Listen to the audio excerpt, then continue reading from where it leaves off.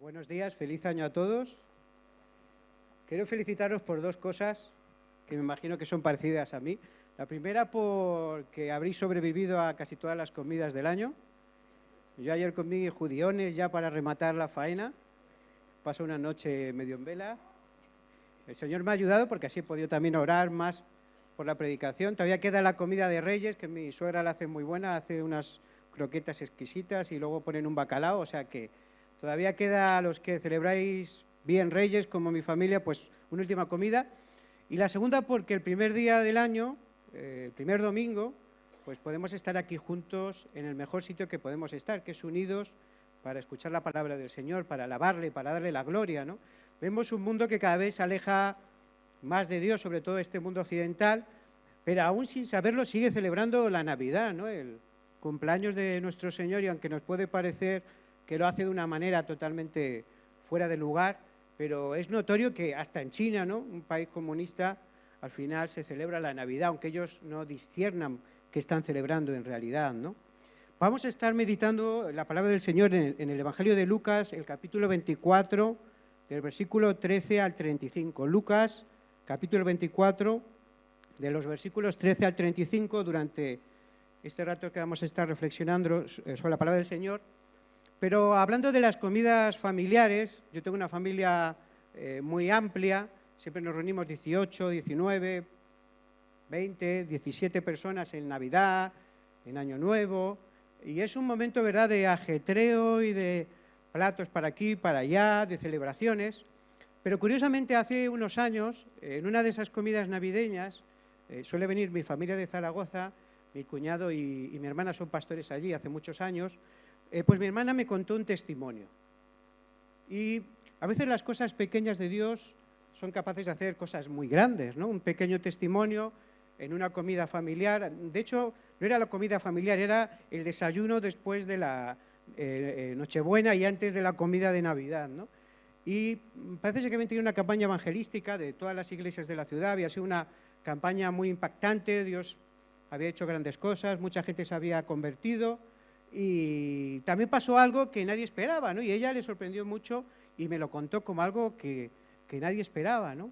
Y era que una chica, jovencita de la iglesia, de una iglesia de las que participaba en aquel evento, una chica criada en la iglesia, que había ido siempre pues, al culto, que estaba bien integrada, pues de repente, en medio del culto, pues parece que se manifestó como que tenía un espíritu como demoníaco, un mal espíritu, algo raro, ¿no? Y empezaron a orar por ella y esta chica fue liberada, ¿no? Y después le preguntaban, pero ¿cómo una chica de iglesia, una chica que ha estado siempre sirviendo al Señor, que estaba entre los del orden, ¿no?, de aquel culto especial donde había mucha gente congregada no creyente, pues puede estar poseída, ¿no?, por un espíritu del diablo, ¿no? ¿Cómo puede pasar eso, ¿no? Y curiosamente la chica le dijo que a pesar de ir a la iglesia y de haberse criado en una familia cristiana, pues practicaba el espiritismo con unas amigas de clase, le parecía que era algo divertido, nunca le dio mucha importancia, pensaba que era, pues bueno, algo para sentir, ¿verdad?, un escalofrío, para tener una experiencia, y no se daba cuenta que vivimos en un mundo espiritual, que a veces jugamos con cosas que no controlamos, que no conocemos y que pueden llegar a ser peligrosas. Y lo bueno es que al fin y al cabo esta chica fue liberada y ahora está integrada en su iglesia y ahora sirve a Dios con todo su corazón. Este pequeño testimonio, que a lo mejor te ha sorprendido mucho en esta mañana y te ha despertado un poco, pues Dios lo usó. Porque yo me acuerdo que a mí me impactó tanto que en el primer culto de aquel año, en la iglesia en la que servía, pues lo compartí. Estaba presidiendo, yo creo que cuando se preside la iglesia no lo valoramos mucho, pero presidir es importante, es la persona que da los tiempos, que va cambiando las cosas. Pues aquel día me tocaba presidir y Dios me puso en el corazón ese testimonio y lo compartí mientras presidía, ¿no? Y después de presidir ponía en mi corazón, haz un llamamiento para que alguien se acerque al Señor, para que la gente, alguien de los que están entre el público se acerque a Dios. Y pensé, pero Señor, ¿cómo voy a hacer eso si no hemos predicado? Porque como buen hijo de cristiano y llevando toda la vida en la iglesia, sabía que, no, Dios toca el corazón en una predicación, no en una presidencia, ¿no? Pero Dios estaba dispuesto no a cambiar solo mis planes y los planes de muchos de los que estaban allí, sino a revolucionar la iglesia. Y curiosamente hicimos el llamamiento y un chico que llevaba muchísimos años sin ir a la iglesia, ese domingo, como era uno de los primeros domingos del año, pues por agradar a su madre, pues había venido a la iglesia y se convirtió. Y a partir de ahí empezó la iglesia un avivamiento que duró más de un año, empezaron a convertirse muchos jóvenes, a acercarse al Señor, pero también fue no por el testimonio, sino porque Dios había visto un deseo en el corazón de la gente que había en la iglesia. Unos días antes, en el culto de Navidad, habíamos hecho una pequeña fiesta, no éramos una iglesia muy grande, no era muy numerosa, y curiosamente en esa pequeña fiesta pues habían venido unos jóvenes a tocar y a animar un poco en la fiesta, y todos esos jóvenes eran creyentes.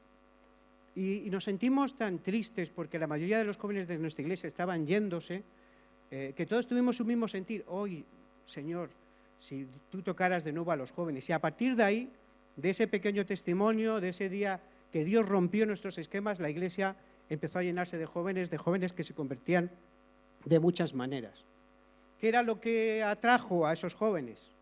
Pues fue Dios mismo, su espíritu, el que los trajo a la iglesia, ¿no? Y era un domingo corriente en el que nadie esperaba nada especial y sobrenatural, pero Dios es de ese tipo de seres que nos impresiona, que es capaz de rompernos todos los esquemas.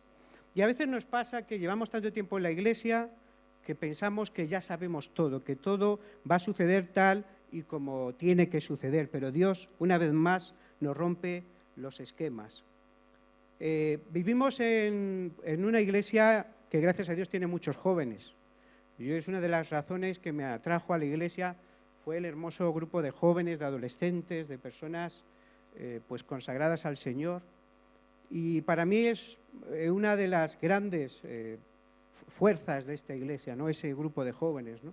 Y espero que Dios siga multiplicándolo. ¿Qué había sucedido en aquella iglesia y qué sucedió a estas personas de las que vamos a hablar hoy? Pues a veces a nosotros como iglesia, esa pequeña iglesia, y a los dos discípulos de los que vamos a hablar hoy, le había pasado lo mismo. Tenían la imagen de un Dios pequeño, de un Dios hecho un poco, metido en una cajita, ¿no? Hecho a su medida, a la medida de los creyentes, más que a la medida de Dios mismo. Y Dios va a salir a su encuentro. Yo creo que muchos ya conocéis la historia de Lucas capítulo 24, pero vamos a estar leyéndola un poco en esta mañana y refrescando nuestra memoria. Y vamos a leer a partir del versículo 13 cuando dice: ese mismo día, 2 de los discípulos se dirigían a una aldea llamada Emaús, distante unos 11 kilómetros de Jerusalén, y mientras iban hablando de los recientes acontecimientos, conversando y discutiendo entre ellos, Jesús mismo se les acercó y se puso a caminar a su lado. Pero tenían los ojos tan ofuscados que no lo reconocieron. Entonces Jesús les preguntó: ¿qué es eso que discutís mientras vais de camino? Se detuvieron con el semblante ensombrecido y uno de ellos, llamado Cleofás, le contestó: seguramente tú eres el único en toda Jerusalén que no se ha enterado de lo que ha pasado allí estos días. Y él le preguntó: pues ¿qué ha pasado? Y le dijeron: lo de Jesús de Nazaret, que era un profeta poderoso en hechos y palabras delante de Dios y de todo el pueblo. Los jefes de nuestros sacerdotes y nuestras autoridades lo entregaron para que lo condenaran a muerte y lo crucificaran. Y nosotros teníamos la esperanza de que él iba a ser el libertador de Israel, pero ya han pasado 3 días desde que sucedió todo esto. Verdad es que algunas mujeres de nuestro grupo nos han desconcertado, pues fueron de madrugada al sepulcro y al no encontrar su cuerpo volvieron diciendo que también se les había aparecido unos ángeles y le habían dicho que él estaba vivo. Y algunos de los nuestros acudieron después al sepulcro y lo encontraron todo tal y como las mujeres habían dicho, pero a él no le vieron. Siempre que he pensado en este camino de Emaús, en estos 2 discípulos, que de repente, el día de resurrección, en vez de quedarse en Jerusalén, cogen el camino a un pueblo que distaba como unos 11 kilómetros y siempre he dicho, ¿por qué se fueron? Estaban, ¿verdad? Y sabemos todos los discípulos encerrados, temerosos en una habitación, con la puerta cerrada, temiendo que ellos iban a acabar como había acabado Jesús en la cruz. Para ellos había acabado su sueño, ¿no? Esa oportunidad de ese reino restablecido Y de repente, pues estos dos, uno de ellos nos da incluso el nombre Cleofás, pues se van camino de Emaús. ¿Qué había en Emaús para que les llamara tanto la atención? Pensando bien, dices, bueno, a lo mejor se había acabado la comida que había los discípulos, ninguno se atrevía, echaron a suerte, que parece que tenían costumbre, y dijeron, bueno, a ver dos que les toque irse a comprar el pan, y se fueron hasta Emaús andando a ver si encontraban más comida para todo ese grupo de discípulos que estaban encerrados y no se atrevían a salir a la calle. Pero me temo que no es que iban a comprar el pan, ni el roscón de Reyes, ni iban a hacer ninguna buena comida para celebrar, sino que estaban tan decepcionados, y el texto nos dice que iban tan cabizbajos, porque se habían roto sus expectativas. Como discípulos, y ellos lo narran muy bien, tenían la expectativa de que Dios había enviado a Jesús para liberar al pueblo de Israel de sus opresores humanos, ¿no? De esos romanos que habían ocupado la tierra, y no solo de los romanos, que tal vez eran pues, la manera más grosera de ocupación que había en ese momento, sino incluso sus sacerdotes y todos aquellos que, como el sumo sacerdote y los escribas y todos los líderes religiosos que había en ese momento, que más que servir a Dios estaban oprimiendo al pueblo y eran aliados de estos romanos. Y a lo mejor ellos mismos se veían ya, ¿verdad?, ocupando puestos de preeminencia en ese nuevo gobierno que iba a establecer el Mesías. De hecho, hacía unos días había entrado Jesús en gloria en Jerusalén, la multitud lo había recibido. No era algo tan asombroso, ¿verdad? Parecía que era natural que ese pueblo se rebelara de alguna manera ante la opresión del César y la opresión de esos líderes religiosos y proclamaran a Jesús como Mesías, y ese Mesías esperado y que tanto se habló por los profetas antes de que Él viniera. Pero de repente Jesús acaba en una cruz como esta. Una cruz que ahora para nosotros, ¿verdad?, es un símbolo del cristianismo, un símbolo incluso de victoria, pero que para ellos no significaba más que su Mesías, aquel al que adoraban, al que seguían, se había convertido de repente en un convicto, en alguien despreciado por la sociedad, con la muerte más vil que en ese momento existía en Roma, la muerte de los que merecían morir como los ladrones. Y de repente el desánimo cae sobre ellos y vemos que estos dos discípulos salen. Y Lucas nos narra muy detalladamente este acontecimiento, no solo él lo hace tan detalladamente.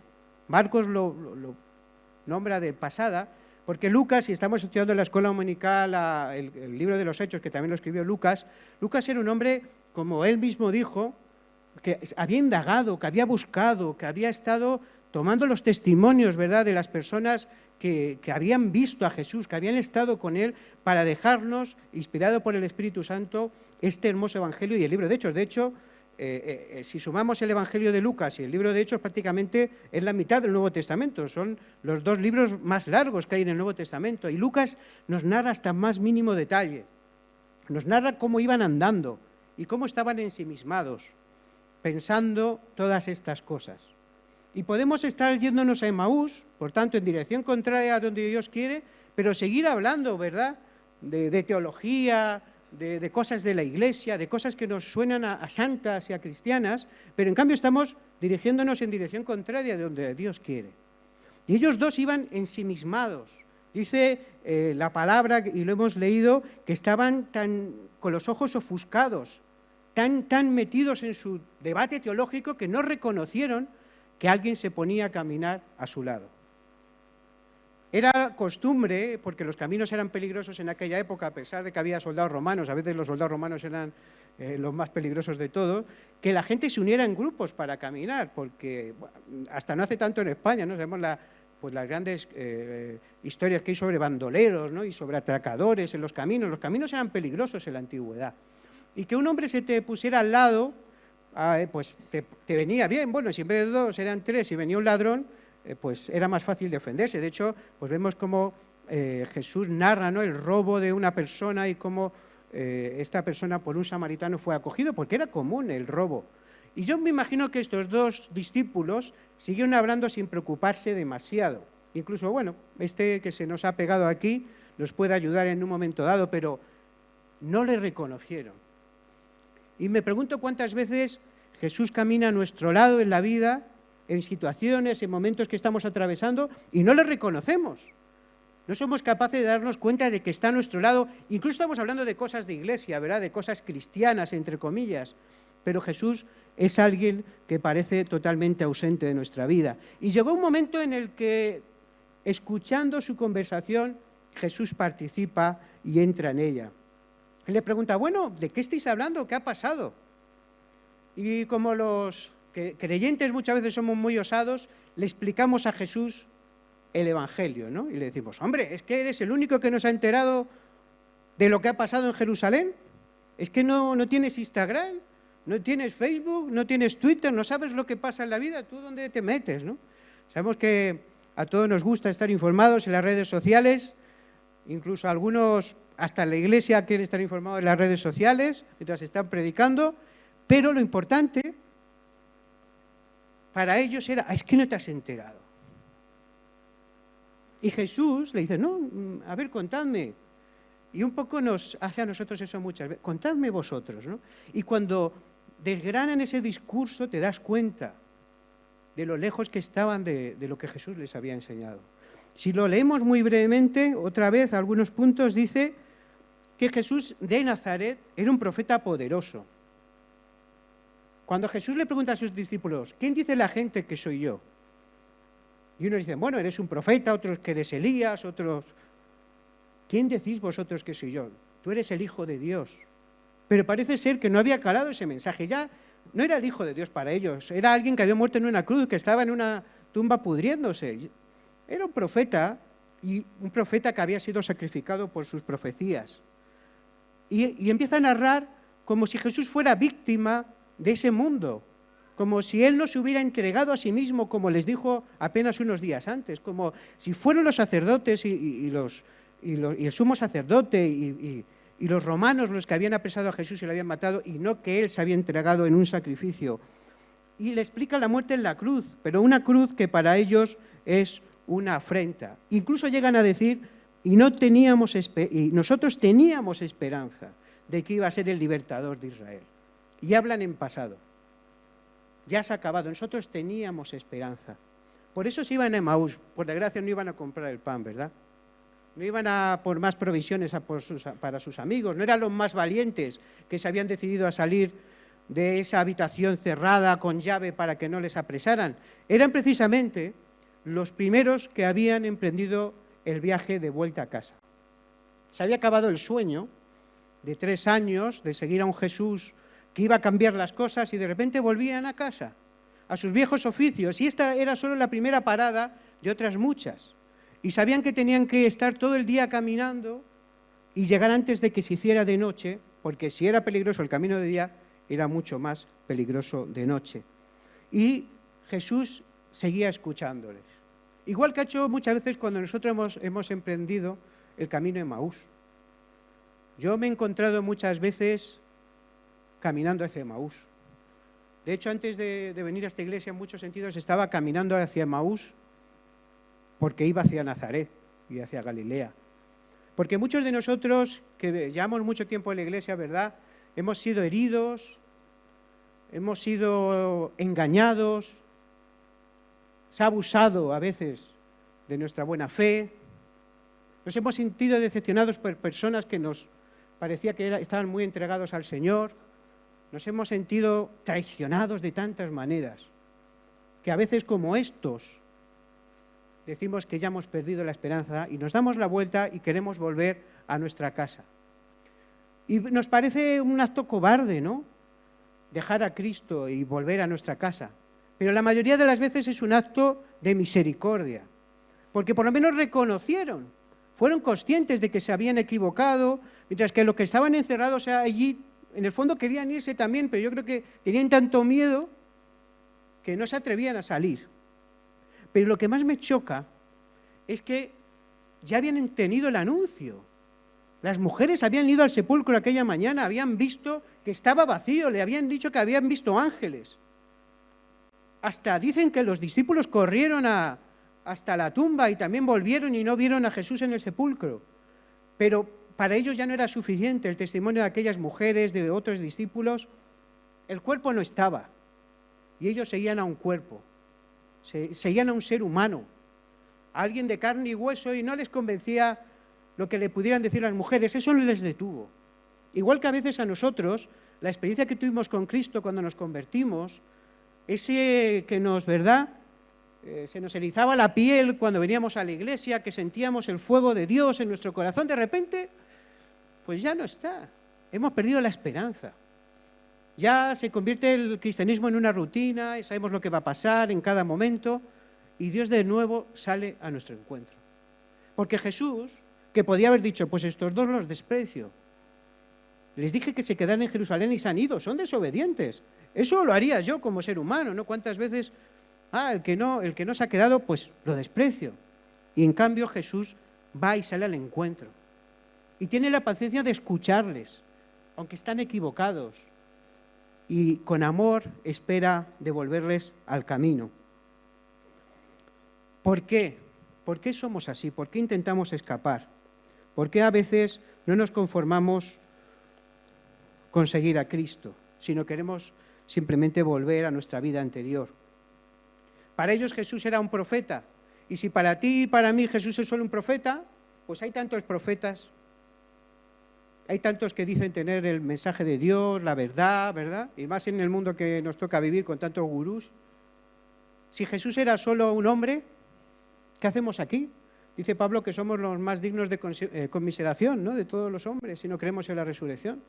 Si pensamos que era un buen maestro, alguien que enseñaba cosas hermosas, pero que no era el Hijo de Dios, estamos camino de Emaús.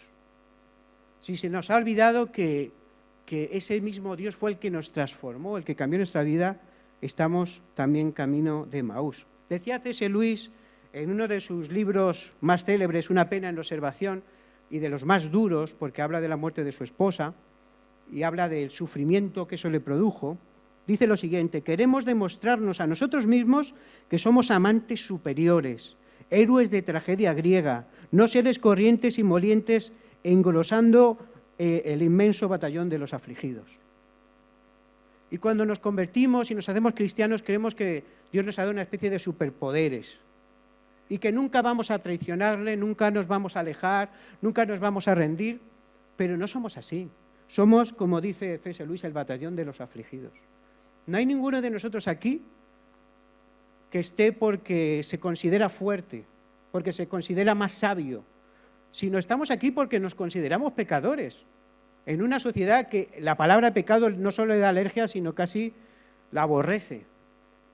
Estamos aquí porque creemos que necesitamos a Cristo, pero muchas veces se nos olvida. Y cuando fallan los que están arriba o los que confiamos en ellos, en vez de mirar a Cristo una vez más, pues nos desanimamos y nos vamos camino de Emaús. Dolidos, molestos, nos alejamos de Dios y de la Iglesia pensando, hemos perdido la esperanza. Pero lo bueno es que Jesús no se queda ahí. Jesús no solo nos acompaña, aún yendo camino de Emaús, sino que es capaz de corregirnos. Y yo creo que a ninguno de nosotros nos gusta que nos corrijan. A mí, por lo menos, no me gusta. Y eso que por mi profesión me corrigen mucho. Porque sabéis que los libros salen bien gracias a que hay correctores que van quitando aquellas barbaridades que uno pone sin darse cuenta. Pero a todos nos gusta tener la razón, ¿verdad? Y que nadie nos corrija, pero qué bueno cuando nos corrige Jesús. Dice a partir del versículo 25 que Jesús les dijo: qué lentos sois para comprender y cuánto os cuesta creer lo dicho por los profetas. Esta versión además es bastante suave, ya veremos que otras dice cosas más fuertes. Me gustaba porque, aunque es una palabra dura, es una palabra llena de amor. Les dice: lentos, sois lentos para comprender y cuánto os cuesta creer. Y yo me siento muy identificado. 2000 años después me sigo sintiendo tan lento para comprender y que me cuesta tanto creer. Me gusta hacer las cosas con mis fuerzas, con mi capacidad, con mi talento, con los dones que Dios me ha dado, pero Dios nos pide una vez más que le escuchemos y dice, lo dicho por los profetas, ¿no tenía que sufrir el Mesías todo esto antes de ser glorificado? ¿No os lo había dicho? Y empezando por Moisés y siguiendo por todos los profetas, les explicó cada uno de los pasajes de las Escrituras que se referían a él mismo. Y cuando llegaron a la aldea donde se dirigían, Jesús hizo ademán de seguir adelante, pero ellos le dijeron, insistiendo mucho, quédate con nosotros, porque atardece ya y la noche se echa encima. Él entró y se quedó con ellos. Y luego cuando se sentaron juntos a la mesa, Jesús tomó el pan, dio gracias a Dios, lo partió y se lo dio. Y en aquel momento se les abrieron los ojos y lo reconocieron, pero él desapareció de su vista y entonces se dijeron unos a otros, ¿no nos ardía ya el corazón cuando conversábamos con él por el camino y nos explicaba las Escrituras? Vemos que de repente hay un encuentro especial, porque Jesús ya no solo les da una lección, ¿verdad?, de Biblia, que tenía el conocimiento total de Biblia como hijo de Dios, sino sobre todo intenta que cambien su mentalidad. Tenían mentalidad de judíos. Para ellos el Mesías era un rey que iba a venir con espadas, con ejércitos, a barrer a sus enemigos y a poner un reino terrenal en el que el pueblo de Israel iba a dominar a todas las naciones. Ellos ya tenían su esquema y de repente tiene que romper de nuevo su esquema. Y nosotros como cristianos y como cristianos evangélicos tenemos nuestro esquema de cómo Dios tiene que actuar, las cosas que tiene que hacer, hasta dónde le voy a permitir que haga, hasta dónde esto ya, Señor, no me gusta, no hagas esto. En cambio, Dios siempre está ahí para romper esas expectativas y esa visión a veces corta que tenemos del Evangelio. En otras versiones, si aquí dice que sois lentos para comprender y nos cuesta creer, en otras dice torpes, insensatos, tardíos de corazón. Son palabras duras. Pero cuando hay que corregir algo, muchas veces tenemos que escuchar esas palabras. Para ellos la cruz era un fracaso. Para el mundo la cruz es un fracaso. Sigue siendo un fracaso. Somos los únicos en el mundo que seguimos a alguien que murió en una cruz, que sería además el equivalente a una silla eléctrica actual. La peor muerte. ¿Quién está en el corredor de la muerte en los Estados Unidos y en otros sitios, no? La escoria del mundo, lo que nadie quiere. Aquellas personas que el mundo cree que ni siquiera merecen vivir. Pues para los judíos y para la gente de su época la cruz era exactamente eso. En cambio para Jesús era todo lo contrario. Quiero contaros una historia que leí hace poco y que me conmovió. La historia de Chloe y Anne. Chloe y Anne son dos chicas, 17 y 18 años, que el Día de la Madre, y además ahora que tenemos todos cámaras en los teléfonos y es fácil hacerlo, pues hicieron un vídeo para felicitar a su madre por el Día de la Madre. Y resulta que en el vídeo en el que iban a felicitar a la madre empezaron a contar una historia. Hablaron de la vida de sus padres. Dijeron que en el año 1991 los dos se casaron, tuvieron 3 hijos, además de esta Chloe y Anne, tuvieron a un tercer hijo más pequeño, pero que en el año 1999 su vida iba a cambiar por completo. Se fueron todos de vacaciones como familia, con los abuelos. Eso lo hacemos nosotros, y uno cuando va de vacaciones va a pasárselo bien, pero nunca sabe lo que va a suceder, ¿no? La última vez que nos fuimos de vacaciones con mis suegros, además fue justo el día antes de predicar aquí, estuvimos varios días en Lepe en un hospital porque casi se muere mi suegro, ¿no?, de una intoxicación. Pues esta familia salió a celebrarlo, a estar juntos unos días, y habían alquilado una cabaña que daba vistas a un acantilado precioso. De estos sitios paradisíacos, ¿no?, que uno se aleja de todo y va a relajarse. Y resulta que como estaban alquilándole la casa pues unos señores, pues los abuelos y los padres dejaron a los niños en el coche y bajaron a firmar pues el contrato y que les dieran las llaves, con la mala fortuna o la falta de prudencia o el accidente de que no pusieron el freno de mano. Y el coche empezó a irse marcha atrás hacia el acantilado. Cuando los niños empezaron a gritar y la madre vio lo que estaba sucediendo, pues la madre corrió. Y como no podía entrar en el coche, se puso detrás e intentó pararlo.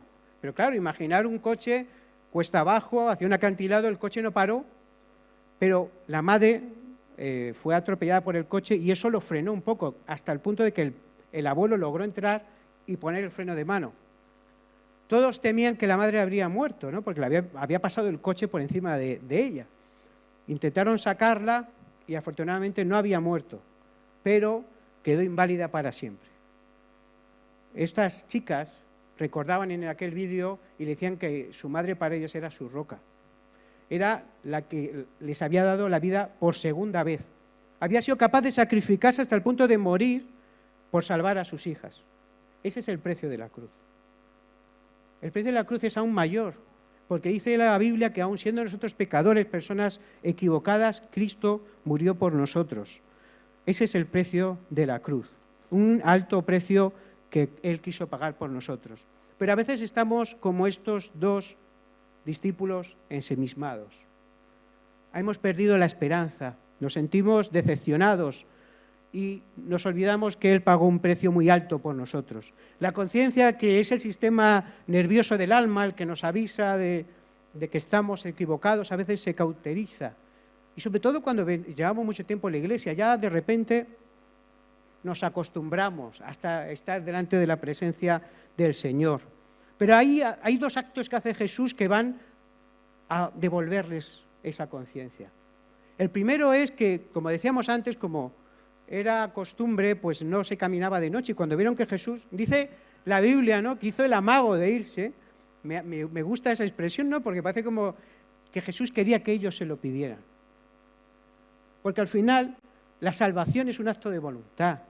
El servir a Jesús y seguir a Dios es un acto de voluntad, no es un acto obligado. Y Jesús hace el amago, ¿no?, como cuando queremos que nos invite a alguien a su casa, ¿no?, y llegamos hasta su puerta casi para que nos diga, pasa y entra y tómate algo, ¿no? Y hicieron eso, le invitaron a la casa, ¿no?, y se mete con ellos y celebran una cena. ¿Os acordáis que muy poquito tiempo antes habían celebrado juntos una cena, verdad? Una cena que parecía, aunque Jesús sabía lo que iba a venir después, para la mayoría de ellos parecía pues una cena de celebración. Habían entrado en Jerusalén, tenían un ministerio de éxito. Bueno, Jesús les decía cosas que no les gustaban y Pedro le dijo, no, eso ni te acontezca, ¿no? Y Jesús le tiene que reprender, apártate de mí, Satanás, porque no ves los planes de Dios, sino piensas solo carnalmente. Y en cambio, ahora están juntos en otra cena. Y curiosamente, en la Eucaristía, que significa acción de gracias, cuando Jesús parte el pan, se dan cuenta que es Jesús. ¿Y por qué? ¿Por qué en ese acto? ¿Por qué sus ojos han estado velados hasta ese momento? Porque cuando pasas tiempo con alguien, imitas hasta sus gestos. Aquellos discípulos que estaban como Pedro, ¿no?, rondando, no se atrevían a decir nada a favor de Jesús, pero rondaban cuando Jesús estaba para el juicio, le dijeron, bueno, si hablas como los galileos, tienes el acento. Y ellos ya conocían a Jesús, sus costumbres, hacían las cosas igual, ¿no? Ahora sabéis que hay una moda entre muchos cristianos que no bendicen la mesa porque, bueno, eso es un ritual, ¿no? Señor, gracias, ¿no? Casi le echan un responso por no hacer una oración. A lo mejor tenemos todos mucha hambre, pero menos mal que Jesús bendijo la mesa aquel día, ¿verdad? Si Él no hubiera bendecido la mesa aquel día, ellos no se hubieran dado cuenta que era Jesús. Jesús bendijo la mesa, bendijo lo que Dios Padre le daba cada día. Y en ese gesto se dieron cuenta que estaban sentados con el Hijo de Dios. Y tal vez hoy, cuando estemos en casa o aquí, Dios tenga que romper el pan otra vez, que era su cuerpo, y darlo a todos nosotros para que nos demos cuenta de que está sentado en nuestra mesa cuando comemos, cuando hablamos, o aquí hoy entre nosotros, para que de repente nuestros ojos se desvelen y nos demos cuenta de que estamos aquí para rendir culto a Dios. No para pasarlo bien, y si lo pasamos bien, muy bien, ni para disfrutar, sino porque servimos a ese Dios tan grande que ha muerto por nosotros en la cruz. Pero hay otra cosa que dicen que a mí me entusiasma, y eso es que lo quiero recuperar, y no sé si estáis de acuerdo conmigo. Yo quiero sentir lo que sintieron ellos, cuando dicen, ¿y no viste que nuestro corazón ardía al escucharle? ¿No sentiste eso? ¿Hace cuánto que tu corazón y el mío no arden? Yo quiero arder en ese fuego que nunca se consume, ese fuego del Espíritu Santo, que no se expresa con cosas externas, sino con una vida impactada por Dios. ¿Y sabéis lo que pasó? En cuanto Jesús estuvo allí y ellos ya se dieron cuenta, desapareció de su lado, pero algo había cambiado. Vamos a leerlo a partir del versículo 33, que dice, en el mismo instante en que pasa esto, emprendieron el camino de regreso a Jerusalén, donde encontraron reunidos a los 11 y a todos los demás que les dijeron, Es cierto que el Señor ha resucitado y se ha parecido a Simeón, y ellos, por su parte, contaron también lo que les había sucedido en el camino y cómo habían reconocido a Jesús cuando partía el pan. ¿No decíamos que por la noche era peligroso caminar? No les importaba. Si estaban con Dios, querían volver a Jerusalén. Y aquellos que estaban huyendo, estaban escapando, de repente no solo se dan la vuelta, no esperaron ni a la mañana. Ese es el fuego que todos nosotros necesitamos. No necesitamos esperar a la mañana. No necesitamos conocer más. No necesitamos más cultos, un poco más de alabanza. Necesitamos correr de nuevo hacia Jerusalén. Sabéis que Lucas, todo su evangelio es un camino hacia Jerusalén. Si ves y estudias el libro de Lucas, ves que es el camino de Jesús a Jerusalén. Pero ¿sabéis lo que significa Jerusalén? Jerusalén significa muerte, significa negarse a sí mismo, significa padecer por la humanidad, pero también significa resurrección, significa volver a nacer, significa salir de las cenizas y volver a la vida.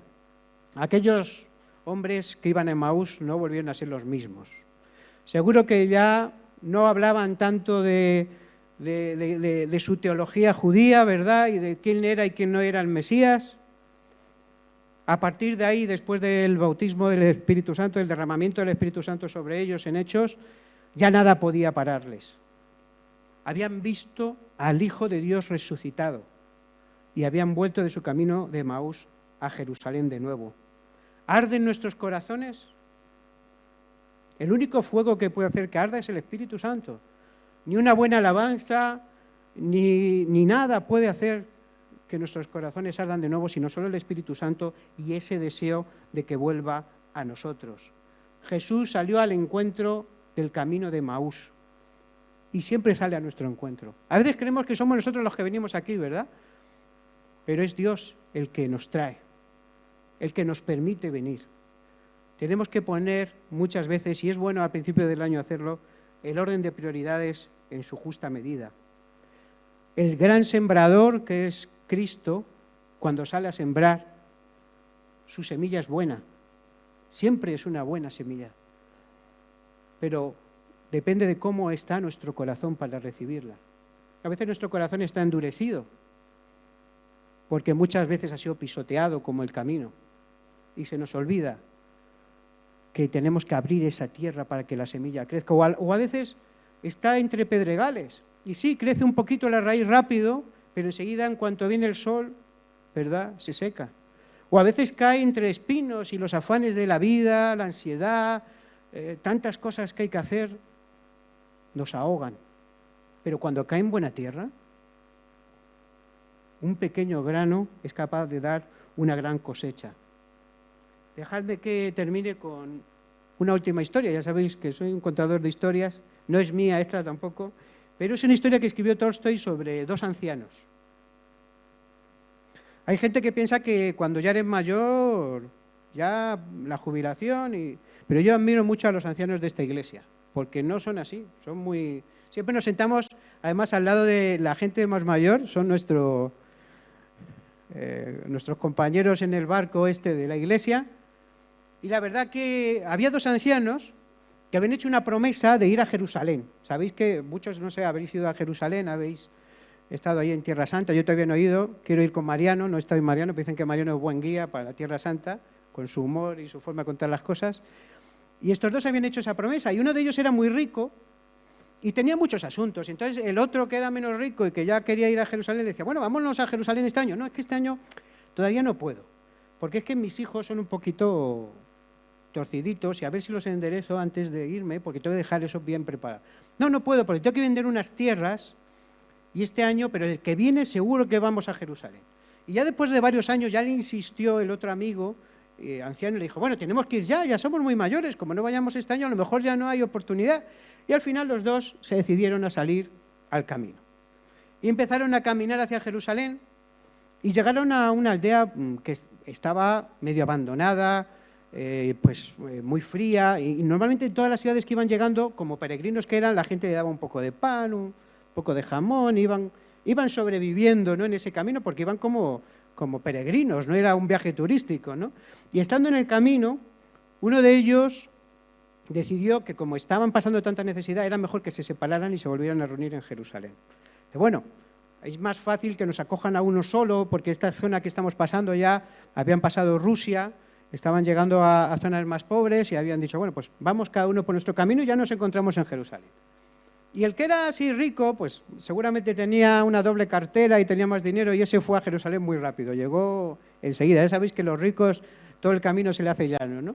Pues este llegó rápido a Jerusalén. Pero el otro fue encontrándose con gente con problemas. Llegó una familia que estaban todos enfermos, decidió quedarse con ellos hasta que curaran y eso le retrasó más el viaje. Y luego llegó a otra ciudad y vio a unos niños abandonados y buscó una familia para ellos y eso le retrasó más el viaje. Y llegó un punto en que se le acabó el dinero y dijo, bueno, pues no puedo ir hasta Jerusalén. Mi amigo habrá orado por mí en Jerusalén y bueno, ya Dios sabe que lo he intentado, pero me vuelvo otra vez a mi tierra. Y se volvió a la tierra y se encontraron los dos de nuevo y dijo, bueno, ¿fuiste a Jerusalén? Dijo, sí, estuve en la Tierra Santa, puse el muro de la lamentación en mis oraciones y fui a ver al Santo Sepulcro y donde Jesús y la iglesia del Calvario y fui a Belén. Y el otro emocionado, ¡ay, qué bien! ¿Y tú qué hiciste? Dije, no, yo no fui a Jerusalén, estuve ayudando a la gente. Siempre la verdadera Jerusalén no es una ciudad, no es un sitio, no es un lugar. Es servir al prójimo, es ayudar a los que nos rodean. Es estar dispuesto a darnos a los demás y sacrificarnos de algún modo. Volvamos a Jerusalén. Yo sé que estamos muy cerca de Jerusalén.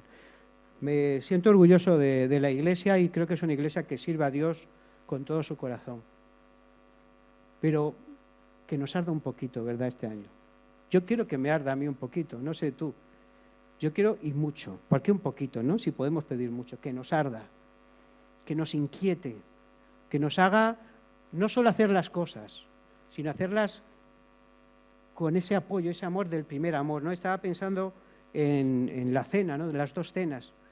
Esta segunda cena en Emaús la veo como una segunda cita, cuando la primera ha sido un desastre. Yo me acuerdo de la primera cita que tuve con mi mujer, fue un desastre absoluto, porque habíamos empezado a salir en un campamento cristiano y resulta que luego habíamos quedado en Madrid y yo tenía que saber la nota de selectividad y estaba esperando la nota de selectividad y me fui a verla al instituto y llamó y mi madre, que era muy mala cogiendo recados, dijo, te ha llamado una chica y ha dicho que no vayas, que no la esperes. Yo no sé si no quería que no tuviera novia mi madre. Y entonces Eli estuvo esperando 3 horas en la puerta del retiro a que yo llegara y yo no llegué. No fui a mi primera cita, ¿no? Pero qué bueno, luego me llamó y me iba a dejar antes de empezar y gracias a Dios le dio pena porque había suspendido la selectividad, para algo me sirvió suspender la selectividad. Y entonces me dio una segunda oportunidad. Pues esa cena de Emaús fue esa segunda oportunidad. Y Dios nos da hoy una segunda oportunidad a todos nosotros. Es que Él se viene con nosotros a caminar.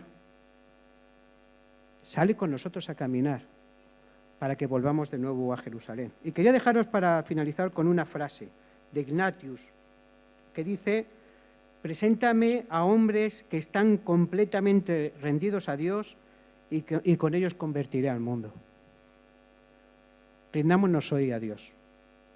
Él nos ha acercado, nos tiene rodeados. Estamos en el peor sitio para no obedecerle, que es la iglesia. Rindámonos, no nos resistamos, porque si nos rendimos a Dios, Él nos va a hacer volver a Jerusalén y ahí está la promesa esperándonos. Gracias.